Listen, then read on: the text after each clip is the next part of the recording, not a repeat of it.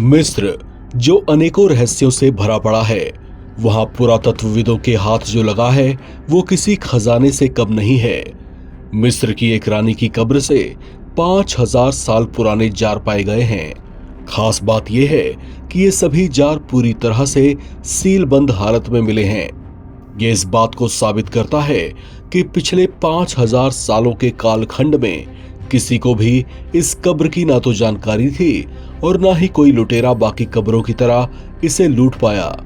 ऐसे में इस कब्र में रानी के शव के साथ दफनाए गए सभी जार आज तक सुरक्षित हालत में रहे। खास बात यह है कि यह कब्र महारानी मेरेट नीथ की है।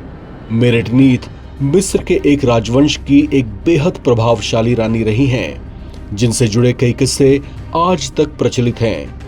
उनकी कब्र का मिल पाना ही अपने आप में असाधारण था।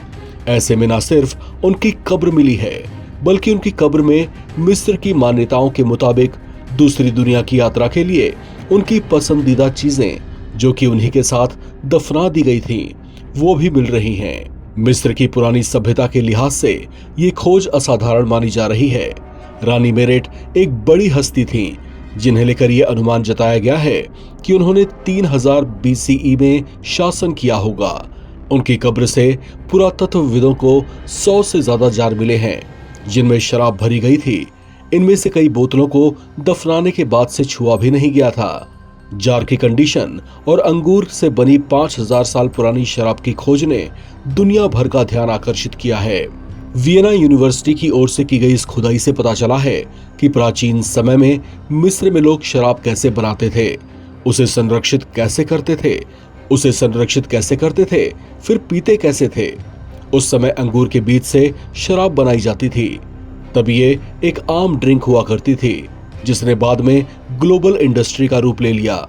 मकबरे के बारे में जानकारी से पता चला है कि शराब का उस समय काफी महत्व था और ये मिस्र के शाही खानदान के लिए अंतिम संस्कार अनुष्ठानों का हिस्सा हुआ करता था।